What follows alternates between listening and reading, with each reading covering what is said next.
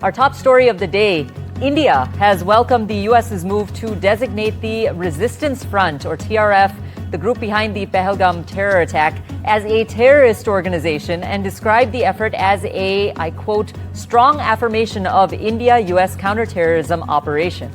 This as the United States has officially designated the Resistance Front, or TRF, a known offshoot of Pakistan-based group Lashkar-e-Taiba, as a foreign terrorist organization following the Pahalgam terror attack, which killed 26 people. NDTV's Arjun Mahendran breaks down what the TRF is. Arjun?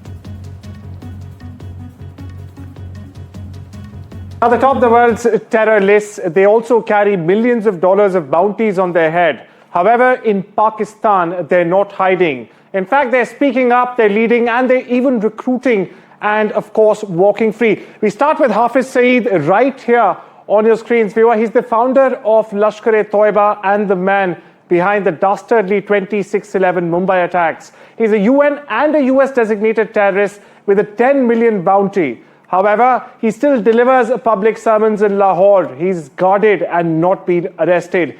Then the next up we have for you Masood Azhar.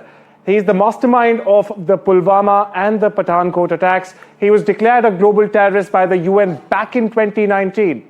And what has happened? Well, cut to today, he's officially untraceable. But somehow he's still preaching from terror hotspot Bahawalpur. It's the same place where Daniel Pearl, the US journalist, was abducted and later killed in 2001. Next, we have Zakir-ur-Rahman Lakhvi. He's the Lashkar-e-Taiba. In fact, he's Lashkar's military chief and another 26/11 plotter. In fact, he was briefly also jailed, but now he's back rebuilding Lashkar's network and also recruiting, and that too with sheer impunity. Next up, we have Sayyid Salahuddin for you. Who is this guy? He's the head of the Hizbul Mujahideen, has long been on America's terror list as well. And yet he leads anti-India rallies in Pakistan-occupied Kashmir, waving Pakistani flags and calling for jihad against India. Next up, of course, how could we forget Dawood Ibrahim, the fugitive don behind the 1993 Mumbai train bombings, one of the most wanted men, not only in India, but on the planet. He, in fact, also has a 25 million bounty on his head. But intelligence agencies have tracked him to Karachi, where he remains untouched, of course, under the security and of the Pakistani administration, the ISI, and the army. Also in Pakistan, we have Iqbal Bhatkal. He's the key Indian Mujahideen bomber in the 2007-8 attacks. He also lives under ISI protection, far, far from justice. Now we move on to his brother, Riaz Bhatkal, on your screens right there. He's the co-founder and the financier, in fact, of the Indian Mujahideen. He's also believed to be in Karachi, remote running sleeper cells inside India. Now, viewers, these are some of the world's most wanted terrorists. However, in Pakistan, they are the most free citizens. Back to you. Most wanted indeed. Thanks for that, Arjun. An Indian-Canadian gangster has been arrested in the U.S. for running a transnational drug operation along with a notorious Irish gang. That's according to local media. The gangster, identified as Opinder Singh Sian, smuggled methamphetamine and fentanyl precursors at an international level. Global News is reporting. Check it out.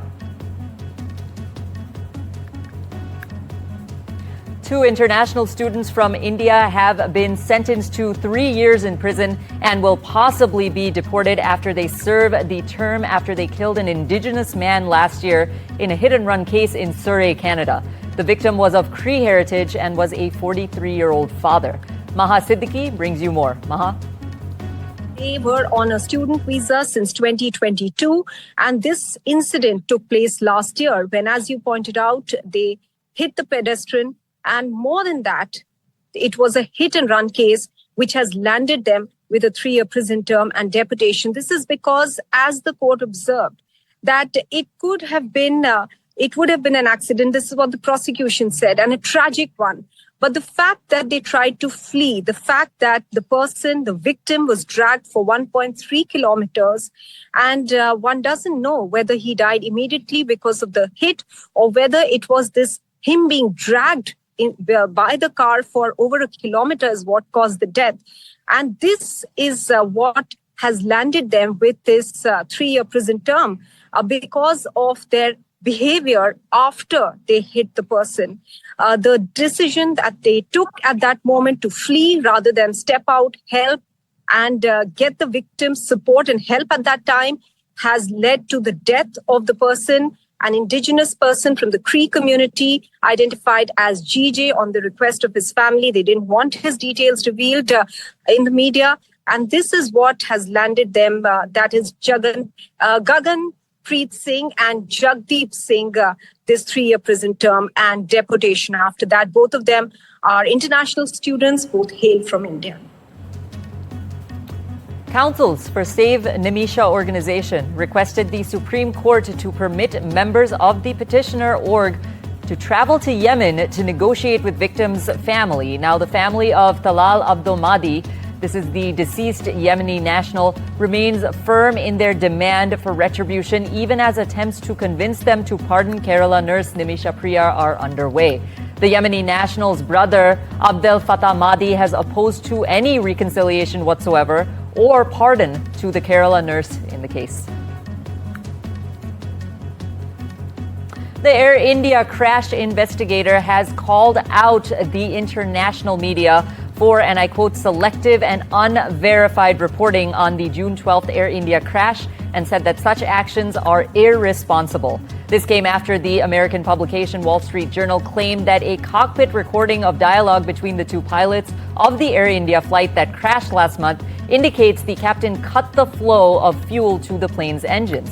Now, slamming the international media, the AAIB said that this was not the time to create public anxiety or angst towards the safety of Indian aviation industry, particularly on the basis of unfounded facts. AAIB further flagged the reporting as irresponsible, especially given that the investigation still remains ongoing.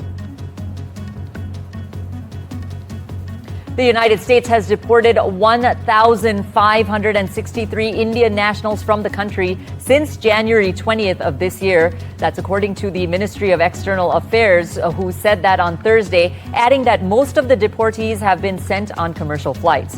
In April, the government told the parliament that a total of 682 Indians have been deported from the U.S. since January. The government said that a vast majority of those deported were those who attempted to enter the U.S. illegally. Here's what the Indian government has to say. Since 20th of January this year till yesterday, we have some 1,563 Indian nationals have been deported from the United States so far. Most of these Indian nationals have come via commercial flights. So that is the update. And we, as and when we receive list of people who are to be deported, we confirm their nationality, and once only where their nationality is confirmed, as you know, then we do the documentation part, and thereafter they are sent back to India. In a sharply worded response to NATO Secretary General Mark Rutte's warning that countries like India and China could be hit very hard by secondary sanctions if they continued to do business with Russia, the Ministry of External Affairs has cautioned against double standards here. Do note that India and China are the top importers of Russian crude. Listen to India's response. Regarding NATO chief's articulation, we have seen reports on the subject and are closely following the developments. Let me reiterate, and I've said this in the past as well, securing energy needs of our people is understandably an overriding priority for us. In this endeavor, we are guided by what is there on offer in the markets, as also by the prevailing global circumstances. We would particularly caution against any double standards on the matter. Brazil's President Lula da Silva on Thursday night condemned U.S. President threats to raise import taxes on Brazil, mainly because he didn't like the way it was treating former Brazilian President Jair Bolsonaro. Speaking on a recorded national statement, Lula criticized the U.S. for what he called, and I quote, unacceptable blackmail following failed trade talks and accusing Trump's government of making false claims about Brazil's trade practices and threatening national institutions. The president also condemned Brazilian politicians who support the U.S. stance, labeling them traitors to the nation, and defended Brazil's commitment to peace, multilateralism, and the interest of its people. O Brasil sempre esteve aberto ao diálogo.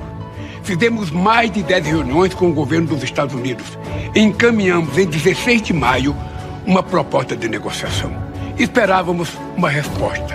E o que veio foi uma chantagem inaceitável em forma de ameaças às instituições brasileiras e com informações falsas sobre o comércio entre o Brasil e os Estados Unidos. U.S. President Donald Trump and Ukrainian President Volodymyr Zelensky are considering a deal that involves Washington buying battlefield-tested Ukrainian drones in exchange for Kyiv purchasing weapons from the U.S. This is according to Zelensky, who said this in an interview with the New York Post. Zelensky said his latest talks with Trump focused on a deal that would help each country bolster its aerial technology.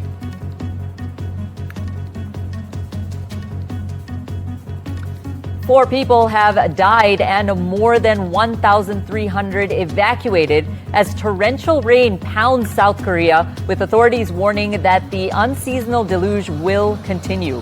More than 400 millimeters of rain poured down just in half a day in Seosin, the worst affected city along the country's west coast. The weather agency described this as a once-in-a-century event. Now, authorities have urged people to stay away from riverbanks, steep slopes, and underground spaces, warning that the risk of landslides and flash floods remains very high.